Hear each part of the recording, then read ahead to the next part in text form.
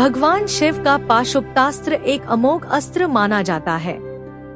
बात उस समय की है जब हस्तिनापुर के कार्यकारी महाराज धृतराष्ट्र ने सम्राट युधिष्ठिर को सभी भाइयों एवं पत्नी साम्राज्ञी द्रौपदी के साथ निमंत्रित किया था। परंतु कौरवों की नियत गलत थी, जिसने जघन्य अपराध का रूप लिया। सम्राट युधिष्ठिर द्यूत में हार रहे थे, क्योंकि मामा शकुनी मायावी पासों से खेल रहे थे। ये पासे मामा शकुनी के अनुरूप अंक लाते थे। कौरव हारते युधिष्ठिर के शब्दों के साथ खेलकर उन्हें धर्म संकट में डाल रहे थे।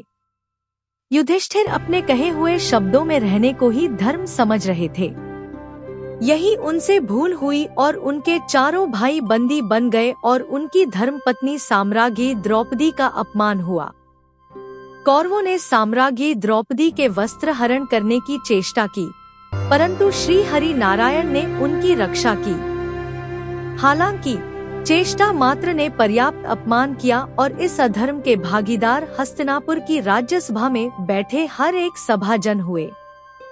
पांडवों को वनवास और पाशुपतास्त्र। सम्राट युधिष्ठिर का राजपाट दुर्योधन ने छलपूर्वक छीन लिया और हारने के दंड स्वरूप महाराज युधिष्ठिर को उनके भाइयों एवं पत्नी सहित 12 वर्षों का वनवास तथा 1 वर्ष का अज्ञातवास मिला। जब वे जंगल की ओर प्रस्थान कर रहे थे, तभी भगवान श्री कृष्ण ने सभी पांडवों को अपनी अपनी शक्ति में वृद्धि करने हेतु अलग अलग मार्ग सुझाए। भगवान श्री कृष्ण के मार्गदर्शन एवं अपने पूर्वज महर्षि वेदव्यास की सलाह पर अर्जुन भगवान शिव से पाशुपतास्त्र प्राप्त करने हिमालय की तराई में चले गए। अर्जुन की तपस्या। वहाँ वह उस वन में रहते थे जहाँ जगह जगह पर ऋषि मुनि की कुटिया बनी थी।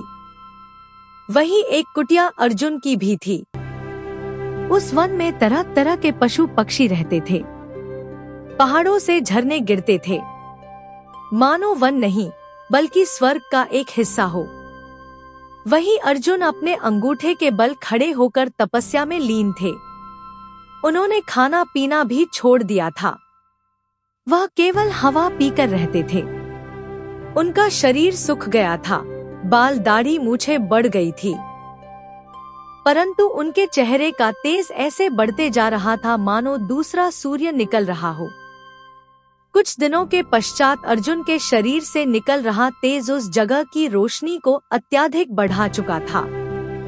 इतना प्रकाश हो चुका था कि वहां आंखें खोलना मुश्किल था। ऋषि मुनियों का त्राहिमाम। इतना ही नहीं, वहां का तापमान भी बढ़ता जा रहा था और अब वहां ऋषि मुनियों के लिए रहना मुश्किल हो गया था। पशु पक्षी भी उस प्रकाश एवं तापमान से परेशान थे।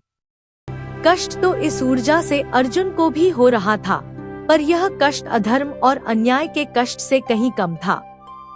वह अपनी तपस्या से हिलने को तैयार नहीं थे, परंतु ऋषि मुनि सहित सभी जीवों का जीवन दुर्लभ हो रहा था।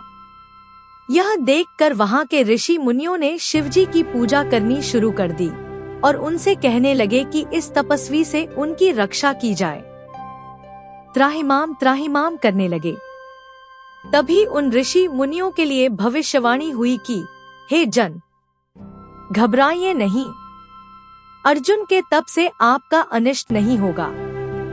पांडुपुत्र अर्जुन मुझसे पाशुपतास्त्र प्राप्त करना चाहते हैं, इसलिए इतनी कठिन तपस्या कर रहे हैं और मैं उनकी तपस्या से प्रसन्न हूँ।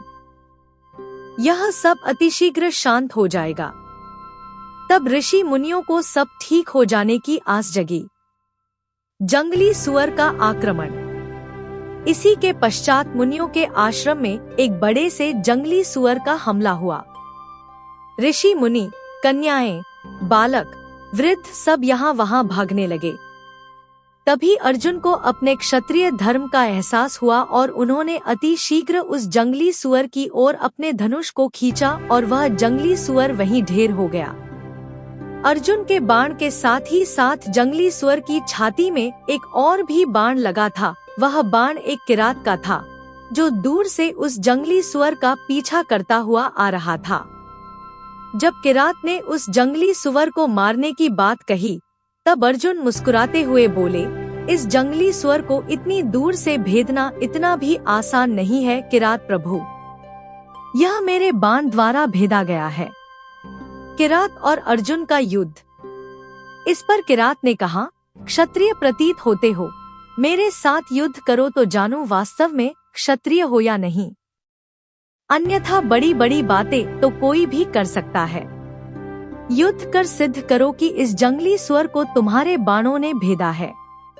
अर्जुन ने किरात से कहा, मैं अभी एक तपस्वी हूँ। ऋषि मुनियों के बीच ऐसे कार्य शोभा नहीं देता। परंतु किरात ने अर्जुन पर बाण चलाने शुरू कर दिए। उत्तर स्वरूप अर्जुन ने भी किरात पर कई बाण चलाए, पर उसके सभी बाण किरात के शरीर से लग कर नीचे गिर पड़े। अर्जुन समझ चुके थे कि किरात मायावी है, अन्यथा उसके बाण उसे छूकर गिर क्यों जाते। अर्जुन के पास युद्ध की जितनी कलाएं थी, जितने अस्त्र शस्त्र थे, सबका उसने उपयोग किया, पर किरात पर कोई असर नहीं हुआ। उसे तनिक हानि नहीं हुई। भगवान शिव के द्वारा पाशुपतास्त्र प्रदान करना। जब दैविक अस्त्र भी किरात का कुछ बिगाड़ ना पाए, तब अर्जुन हाथ जोड़कर अपने घुटनों पर बैठकर भाव विभोर हो बोले, हे महादेव, आपके सामने क्या शौर्य, क्या धनुर्विद्या, क्या दैविक अस्त्र शस्त्र और क्या मेरा कुल और वर्ण। मुझसे भूल हुई, मुझे क्षमा करे करुणा कर।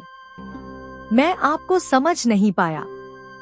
भगवान भोलेनाथ ने प्रसन्नता भरे स्वर में कहा, अर्जुन, मैं तुम्हारी वीरता की परीक्षा लेकर परम संतुष्ट हुआ हूँ। मैं तुम्हारी इच्छा के अनुसार ही तुम्हें पाशुपतास्त्र दे रहा हूँ। इससे तुम तीनों लोकों को जीत सकोगे। अर्जुन का उद्देश्य पूर्ण हुआ। सृष्टि के इतिहास में शौर्य की नैवेद्य से शिवजी को संतुष्ट करने वाला अकेला अर्जुन ही है।